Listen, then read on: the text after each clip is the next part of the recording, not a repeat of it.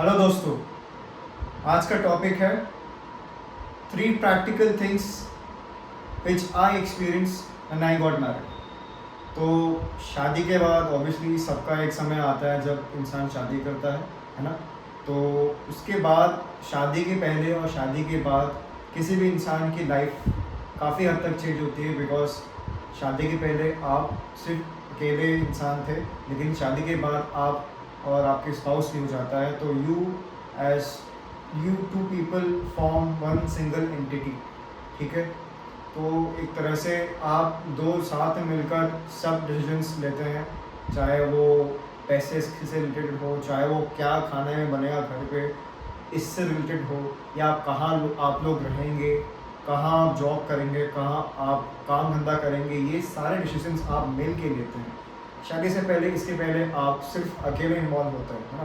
तो it's something like today's world, it's something like a partnership जो कि दो लोगों के बीच में है, और बहुत ही स्ट्रॉन्ग और मैच्योर पार्टनरशिप है, और काफ़ी पवित्र रिश्ता है ये। और ये एक ऐसा रिश्ता है पूरी दुनिया में शायद जो कि तोड़ा भी जा सकता है ना। मतलब उस सेंस में आप मत ऐसा समझिए, लेकिन बहुत गहरी बात है समझिए। ये ऐसा रिश्ता है क्योंकि अगर आप देखिए, अगर आप कोई ऐसे, अगर आपके बेटा या बेटी भी है इस दुनिया में, ठीक है, तो माँ बाप का रिश्ता, माँ और बेटे का रिश्ता कभी टूट नहीं सकता। ठीक है, माँ बेटी का रिश्ता कभी नहीं टूट सकता। ठीक है, बाप और बेटे का रिश्ता कभी टूट नहीं सकता। लाइकवाइज बाप और बेटी का रिश्ता भी कभी टूट नहीं सकता। ठीक है, तो पेरेंट्स जो है वो, आप उनको तो कभी अलग नहीं कर सकता ना अपने से। पेरेंट्स तो आपके पेरेंट्स, एक बार आप अगर आपने पैदा हो गए आप, तो आपके पेरेंट्स फिक्स हैं। लेकिन आपका जो लाइफ पार्टनर है, आपकी जो वाइफ है, आपकी जो हस्बैंड है, वो आज के दौर पे दुर्भाग्यवश चेंज हो रहे हैं। लेकिन यही खूबसूरती है सृष्टि की, क्योंकि ये जो रिश्ता है अपना आप में बहुत ही अलग ही रिश्ता है, बहुत ही खूबसूरत रिश्ता है अगर सही से निभाया जाए तो 3 ऐसी चीज़ें मैं बताऊंगा आज जो मैंने ऑब्जर्व की जब मैंने शादी की। ठीक है, शादी के बाद ये 3 चीज़ें मैंने ऑब्जर्व की मेरे साथ होते हुए। पहली चीज़ ये थी कि मेरा अकेलापन, इंसान का अकेलापन जो है वो दूर हो जाता है जब आप शादी करते हैं। जब आपके लाइफ में कोई आपकी स्पाउस आता है, ठीक है, आपकी वाइफ हो गई या आपका हस्बैंड हो गया, तो आप ऐसा नोटिस करेंगे पहले आप काफ़ी अकेलापन फील करते थे, है ना। अब देखो, यहाँ मैं अज्यूम कर रहा हूँ कि मतलब अज्यूम क्या, बात सच यही है। कितना भी आप कुछ भी कर लो कि यार, कुछ लोग कहते हैं ना, नहीं यार क्या बात कर रहा है, कुछ अकेलापन नहीं होता। दोस्त हैं, यार हैं, मतलब ऑफिस वाले हैं, come on let's enjoy, live your life, let's go for party, let's go for trip. Bike rider से ग्रुप है, अपने साथ में घूम रहे हैं, ठीक है। लेकिन सच बताओ ना, ये चीज़ें जो है ना, at the end of the day जब आप सारी चीज़ें रिफ्लेक्ट करते हो ना, तब को लगता है कि यार ये लोग भी बहुत कम समय के लिए हैं, एक लिमिट तक हैं। जब आप लेट्स से फॉर एग्जांपल, अगर आप कलीग्स के साथ जा रहे हो, क्योंकि कलीग्स आपका कलीग है, ठीक है, कलीग से ज़्यादा इसी कलीग को ना, अगर आपको, अब एक बात बोलने वाला हूँ, बहुत लोगों को चुप जाएगी, लेकिन सच्चाई यही है, यही कलीग अगर आपको अपने ऑफिस में अपने कलीग से ज़्यादा परसेंटेज के इंक्रीमेंट लग गए, तो यही कलीग जो आपके साथ पहले घूमने जाता था, मे बी जाता होगा, जाती होगी, ठीक है, आपके साथ काफ़ी अच्छा टाइम स्पेंड करता होगा, चिल, घूमना वहाँ जाना, ट्रिप्स पे जाना, यही कलीग जो है आपसे जो है दूर हो जाएगा या हो जाएगी। क्यों? कि इंक्रीमेंट लग गई ना। तो हमने कभी देखा है कि यार आपकी कोई कलीग हो आपके साथ, अगर आपकी इंक्रीमेंट से ज़्यादा लग गई और वो बहुत खुश है, अरे ओ यार सुयश, तूने काफ़ी अच्छा काम किया यार, तेरी इंक्रीमेंट कितनी ज़्यादा लग गई है, मेरी इतने कम लगी है, कम ऑन यार, you my friend, come on यार, वेरी गुड, शाबाश। आप उसको थपथपा रहे हो पीठ में। कभी ऐसा होता देखा है कभी? मैंने तो नहीं देखा, आपने देखा बता दो। और वो भी होता भी तो सब फेक चीज़ें होती हैं। बिकॉज ये ऑफिस वाले जो फ्रेंड्स है ना, उनका जो नेचर है वो अलग ही है, ठीक है। दोस्त आपका दोस्त तब तक है जब तक वो समझता है कि वो आपका दोस्त है ना। तो ये था ना बचपन में हम करते थे कट्टी कट्टी करते थे, कट्टी कट्टी कट्टी ऐसे करते थे, है ना। स्कूल में बहुत आपने सुना होगा, पता नहीं मतलब अगर आप बहुत ही रही स्कूल में गए तो बात अलग है, लेकिन या हम तो ऐसे स्कूल में गए थे जहाँ पर ऐसे चलता था कि यार कट्टी कर दी, मैं उससे बात नहीं करूँगा, या कोई अच्छा कोई दोस्त है ना और कोई क्रिकेट का गेम खेल रहा है, अगर मैं लड़कों की बात करूँ, है ना, boys, if I talk about the boys, उसमें एक बॉय था, he used to bring the bat and second used to bring the ball. तो जो बॉल लेके आता था, ठीक है, या मे बी शायद एक बैट था उसके पास, और अगर वो बैट मतलब वो बॉय उस बंदे को, उस लड़के को बैटिंग नहीं मिली ठीक से, या वो खुश नहीं है या चिढ़ गया हो, तो वो बोलता है अरे मैं नहीं जा रहा, मैं जा रहा हूँ, मेरा बैट वापस करो, मैं जा रहा हूँ। तो उस चक्कर में सारा सब लोग का जो मुंह था वो एकदम से डाउन हो जाता था, है ना, लिटरली।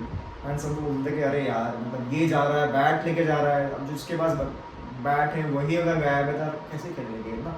तो सब बच्चे they used to make strange faces. तो यही है कि दोस्त जो है एक पॉइंट के बाद आपका साथ नहीं देंगे, नहीं देंगे। वो दोस्त का जो रिश्ता है वो अलग ही रिश्ता है, ठीक है। तो दोस्त कब तक आप अपनी नैया जो है, अपनी जो नाव है, अपने दोस्तों के भरोसे चलाते रहोगे, है ना। एट द एंड कोई ना कोई एक पर्सन चाहिए ऑपोजिट सेक्स का, जो कि आपकी वाइफ के फॉर्म में आए या आपके हस्बैंड के फॉर्म में आए, और आपको जो अकेलापन जो होता है वो दूर करे। Because as a husband, as a wife अगर आप हैं तो आप उस पर्सन के एक तरह से कंपेनियन की तरह काम करते हो, सुख दुख में काम आता है। सुख दुख में हमेशा अपने ही लोग काम आते हैं, फ्रेंड्स काम नहीं आते हैं, बहुत कम ऐसे होते हैं फ्रेंड्स। अभी देख लो, कुछ आपको कुछ चाहिए होगा, कुछ कहीं इन्वेस्ट करना हो, कुछ करना हो, मांग लो 2 लाख रुपए, 1 लाख रुपए, वो होगा भी उसके पास तब भी नहीं देगा, नहीं देगा। क्यों दे, मैं ये भी कह रहा हूँ क्यों दे, बात बिल्कुल सही है, क्यों दे, कल को आपने पैसा फंसा दिया तो, है ना। चलो वो तो एक अलग बात है, लेकिन दोस्ती जो है बहुत ही लिमिटेड दायरा है और बहुत ही मेच्योर एक रिश्ता नहीं है। जितना एक शादी में जो मेच्योरिटी होती है उतनी दोस्ती में नहीं होती है। और एट द एंड मैं कहना चाहूँगा कि दोस्ती के ऊपर आप अपना जीवन व्यापन नहीं कर सकते, पीरियड, ठीक है। ये था पहला रीज़न। दूसरा reason, the second thing which I observe is how people perceive me, how the society, how I get perceived in the society. Best example देखिए, आप कहीं भी रहते हो, कोई भी नौकरी करते हो, ठीक है, लेट्स से आप कोई बड़े शहर में रह रहे हो, तो ऑब्वियसली आप कहीं तो रहोगे ना, कहीं तो रहोगे। तो कोई मतलब पीजी में रहोगे या 1 RK में रहोगे या कैसे भी रहोगे, ठीक है। तो क्या होता है कि कोई बैचलर्स होगा ना, अगर वो कोई रूम देखने जाएगा या कोई फ्लैट देखने जाएगा, तो उसको बहुत ही लिमिटेड ऑप्शंस मिलते हैं, एंड उसको सोसाइटी ऐसे परसीव करती है कि अरे यार ये तो अकेली लड़की है, ये तो अकेला लड़का है, और जहाँ जाएंगे मतलब ये लोग उधम करेंगे, रात भर 2 बजे तुम्हें दारू पियेंगे, पार्टी करेंगे, सिगरेट पियेंगे, लड़कियाँ बुलाएंगे, लड़के बुलाएंगे, और इनका चलता रहेगा। क्यों होता है ऐसा? आपने सुना है ना कभी? नहीं हमें नहीं रखना। जो लैंडलॉर्ड्स होते हैं आजकल, ऑब्वियसली ऐसा कोई ग्रेट तो कोई है नहीं भैया जो अपना का फ्लैट खरीद रहा है, बार बार वहाँ से आ जा रहा है, ऑब्वियसली बार बार वहाँ से वहाँ जाओगे। कोई इंसान जो हिमाचल में रहता हो और उसकी जॉब लगी बैंगलोर में, तो ऑब्वियसली फ्लैट नहीं खरीदेगा ना, ही और she would be looking for a rental accommodation, है ना। एंड देयर इफ ही और she goes, he is asked multiple questions कि अरे बैचलर हो, ठीक है। तो आप इनफैक्ट आपने नोटिस किया होगा ऐसी सोसाइटीज़ और ऐसी लोकेलिटीज़, ये मैंने बहुत ऑब्जर्व किया है पर्सनली, बैंगलोर में, पुणे में, बिकॉज मैं इन सारे शहरों में घूम चुका हूँ, रह चुका हूँ, है ना। काफ़ी नाता है इन सब जगहों से, तो सब पता है ग्राउंड रियलिटी। इनफैक्ट बहुत कॉमन है, ऐसी कोई बड़ी बात नहीं है कि ऐसे स्पेशली जो मराठी मानुष, पुणे की बात कर रहा हूँ, मराठी मानुष सोसाइटी हो गई, या बैंगलोर में जहाँ पर फैमिली लोग रहते हैं, ठीक है, वहाँ पर क्या होता है कि फैमिली वाले अपार्टमेंट पे बैचलर्स को लगता है कि यार वहाँ रहेंगे, बढ़िया स्विमिंग पूल होगा, दोस्तों को फ्लेक्स करेंगे, बढ़िया मतलब वर्क फ्रॉम होम करेंगे, जनवरी से आए वहाँ जाएंगे, घूम के आएंगे और बढ़िया चकाचक रहेगा, कोई दिक्कत नहीं, तकलीफ नहीं, सब कुछ बेड आ जाएगी, वो आ जाएगी, हाउस कीपिंग वगैरह आएगा, कचरा घर से लेके जाएगा। ऐसा लोग सोचते हैं ना बैचलर्स कि हाँ यहाँ अगर हमारा अकोमोडेशन का जुगाड़ हो जाए, फिट बैठ जाए, तो उनको लगता है कि ऐसा मतलब अच्छा लगेगा कि इतना पैसा कमा रहे हैं हम 2-2.5 लाख रुपये, तो भाई वी डिज़र्व दिस एटलीस्ट, ऐसा उनको लगता है। लेकिन उनको मोस्ट ऑफ द जगह में नहीं मिलता है, क्योंकि जो वहाँ के लैंडलॉर्ड से बोलते हैं भैया हमें नहीं चाहिए बैचलर, या जो बाकी मेंबर्स है जहाँ पर फैमिलीज रह रहे हैं, जिनकी वाइफ है, जिनके हस्बैंड से, वो बोलते हैं हमें नहीं चाहिए। अब इसका क्या रीज़न है? एक can someone tell me, like anyone who is watching this video, can anyone tell me, please write in the comment section, आपको क्यों लगता है, आपको क्या लगता है कि लैंडलॉर्ड्स जो हैं इन सोसाइटीज़ में जहाँ पर फैमिलीज रहते हैं, वहाँ पर बैचलर्स को अलाउ क्यों नहीं करता है? प्लीज़ कमेंट्स में लिखे कोई भी। Maybe in the next or the coming videos I will share the reason, not here, but ये फैक्ट है, ठीक है। तो आपको बहुत तकलीफ होती है, आप बहुत जज होते हो, अरे यार तू बैचलर है, अच्छा देन पक्का तो दारू पिएगा, रात के 2 बजे 3 बजे पार्टी करेगा, हल्ला करेगा, तेरे जैसे मुझे सोसाइटी वाले जो हैं मुझे ये करेंगे, फिर देन परेशान करेंगे, एज ए लैंडलॉर्ड मैं अलाउ नहीं करूँगा। बहुत तकलीफ होती है, बहुत तकलीफ होती है। मतलब मेरे कंसल्टेशन में भी लोग आते हैं तो बोलते हैं कि यार ऐसा है, मैंने कहा हाँ है, कर ले शादी, आप कर लो शादी, ये तकलीफ रहेगी, जब तक सांस है तब तक ये तकलीफ रहेगी। भाई सोसाइटी है, ये सोसाइटी बनी है, मैरिज का जो इंस्टीट्यूशन है वो चल रहा है। अब आपको शादी नहीं करनी है बात अलग है, लेकिन जिनने शादी की है और जो रह रहे हैं वो चाहते हैं कि ऐसा माहौल हो जहाँ पर बैचलर ना रहे। मतलब वो क्यों चाहते हैं मैंने बता दिया रीज़न, अभी नहीं बताऊँगा, बाद में बताऊँगा। तो है ऑब्वियसली, भाई लैंडलॉर्ड्स हैं, तुम्हें इतना दम है तो भाई खरीद लो 80 लाख का 1 करोड़ का प्रॉपर्टी, खरीद लो। कौन बोल रहा है तुम्हें दम नहीं है, इसमें तुम रेंट पे रह रहे हो ना, तो ऑब्वियसली भाई टेनेंट हो तो टेनेंट की तरह रहो, क्या कर सकते हैं। तो ये है कि you get judged a lot, है ना। और ज़रा से अगर आपके बाई मिस्टेक अगर कुछ आपके पीजी में या आपके फ्लैट में कोई लड़की आ जाए, है ना, कोई लड़की आ जाए, भले आपकी बहन क्यों ना, आप लोग पेरेंट्स हैं, ठीक है, आपकी बहन आ जाए, या मान लो आपकी बहन भी नौकरी कर रही है वहाँ पर, तो बहन आ जाए, ठीक है, एक दिन के लिए आ गई, वो अपनी पीजी ढूंढेगी, and the moment she finds her PG she will move out towards her PG. ठीक है, बैंगलोर में बहुत देखा है, बिकॉज बैंगलोर में होता है, बड़े शहरों में, पुणे में होता है, लोग नौकरी करने आते हैं, तो जिनके भाइयों का फ्लैट वगैरह होता है या कुछ अपना अलग से सेटअप होता है, वहाँ जाते हैं, तो फिर उसको भी लोग जज करते हैं, पता है। और ये बहुत प्रॉब्लम है, लेकिन जो जज, वो क्यों जज कर रहा है, वो क्यों कर रहा है, उसको इनसिक्योरिटी क्यों है, नहीं सोचो ना पहले। कुछ हरकतें जो हैं, कुछ मैं ये नहीं कह रहा सभी करते हैं, लेकिन कुछ बैचलर्स हैं जो ऐसे हरकतें करते हैं जिससे इतना फियर बना हुआ है। तो मैं तो लाइव देख के आया था, मैं नहीं सकता, तो मैं देखता हूँ मैं लाइव, क्या हालत कुछ है, बैचलर्स ऐसी हालत करते हैं ना फ्लैट्स की, क्या बताऊँ। मैं भी बैचलर था, लेकिन because due to some reason मैं लैंडलॉर्ड से था एसोसिएटेड, तो मुझे मालूम था कि यार ये चीज़ें इशू हैं। तो मतलब ऐसी रियलिटी की, मतलब क्या बताऊँ, बहुत सारे अभी मतलब मैं कोई ऐसे हवा में बात नहीं कर रहा हूँ, आप सर्च करोगे रेडिट पे, ठीक है, इंस्टाग्राम पे या कहीं भी ट्विटर पे सर्च करोगे आपको मिल जाएगा। बहुत लोगों ने ट्वीट किया है कि लैंडलॉर्ड्स ने ट्वीट किया है कि यार ये बैचलर्स जो हैं, मतलब पूरा क्या बोलते हैं, जो जाली होती है किचन में, जो जाली होती है जहाँ से ड्रेन पाइप होती है, उसके ऊपर एक फिल्टर लगता है ताकि उसमें सिट जो है या जो बाकी कचरा है जब साफ़ होता है। चावल से क्या होता है, चावल खाने के बाद ना जब चावल सूख जाता है ना, या बर्तन में कुछ लग जाता है, तो चावल क्या होता है, सूख के वो पापड़ टाइप हो जाता है और वो बर्तन से चिपक जाता है ना। ये बहुत ही प्रैक्टिकल ऑब्जर्वेशन है, बहुत नीव लगता होगा, लेकिन प्लीज़ ये चीज़ें काफ़ी दिक्कत करती हैं, इनफैक्ट बहुत ही प्रैक्टिकल चीज़ें नहीं हैं, और ये चीज़ें ऑब्जर्वेशन से आती हैं। आपको भी ऑब्जर्व करना है, ऐसे मैं ऑब्जर्व करता हूँ।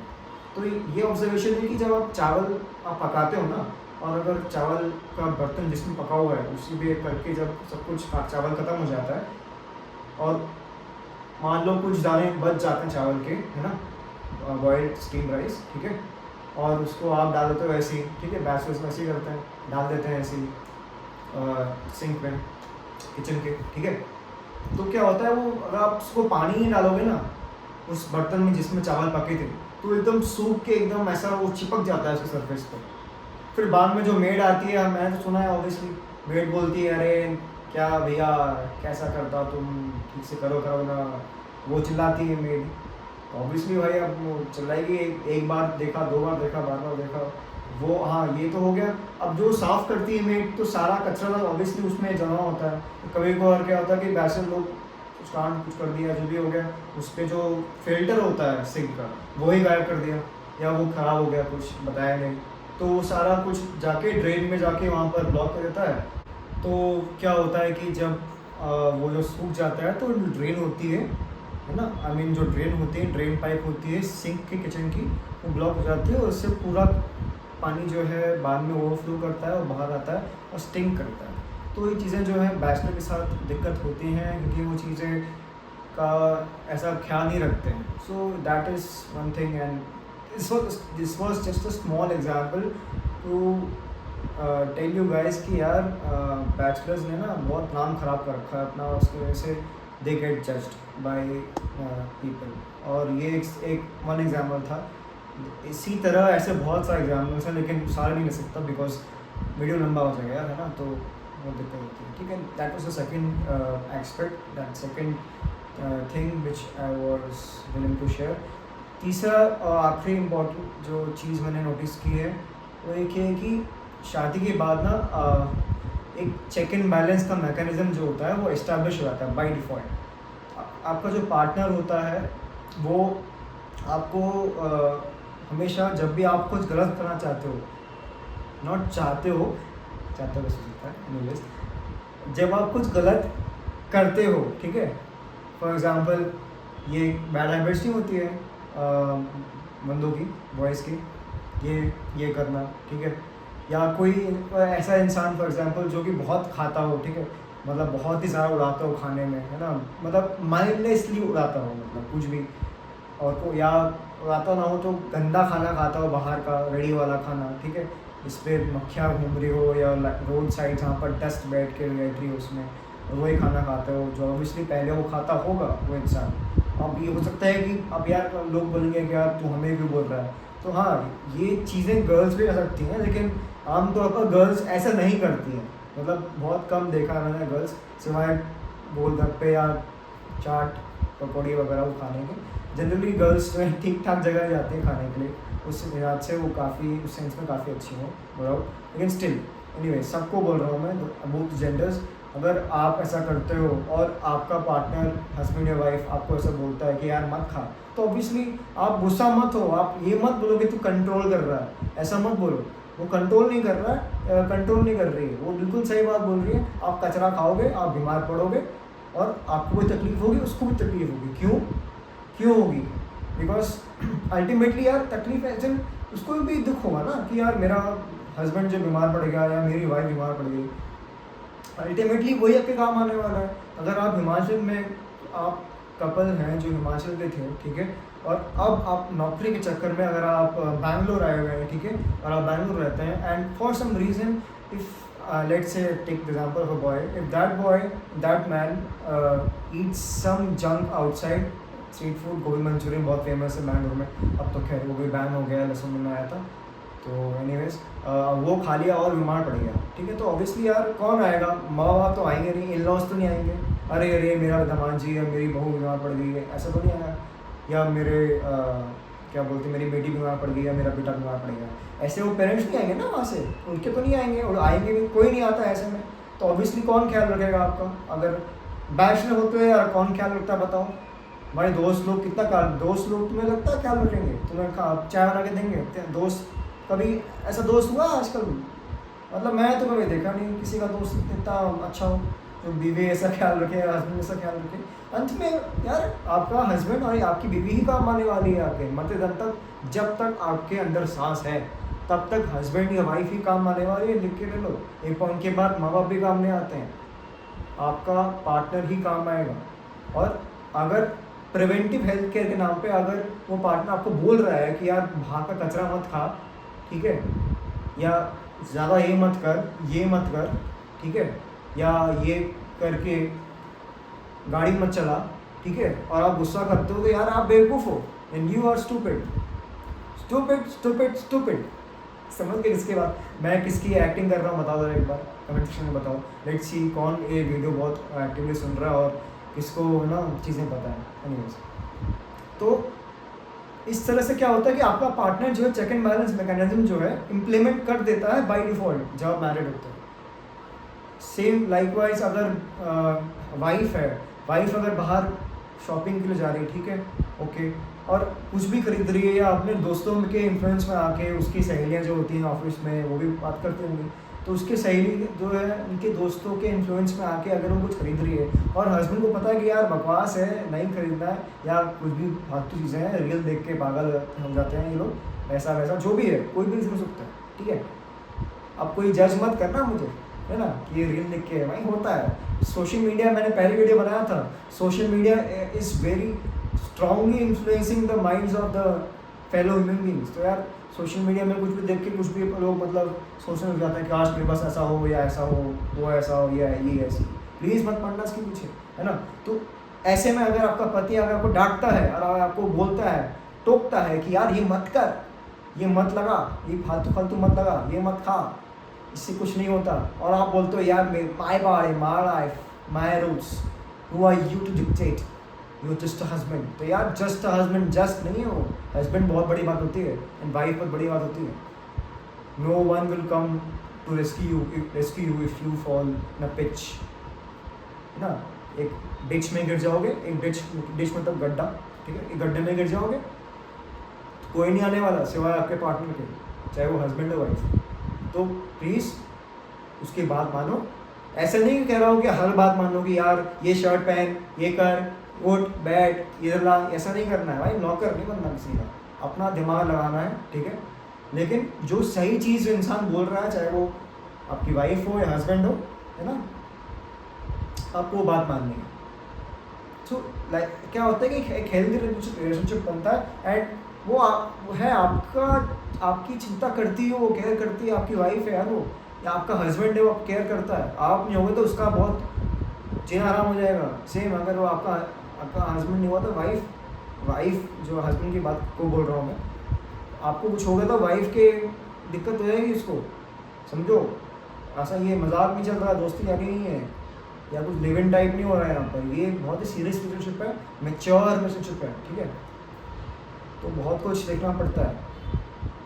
तो ऐसा मत सोचो कि यार मुझे कंट्रोल किया जा रहा है, मेरी वाइफ कंट्रोल कर रही है, अगर मैं मुझे रोक रही है ये करने से भाई तुम्हारे हेल्थ के लिए, तेरा लिवर ख़राब हो जाएगा भाई, ये पिएगा तो कुछ नहीं, फ़ायदा नहीं है।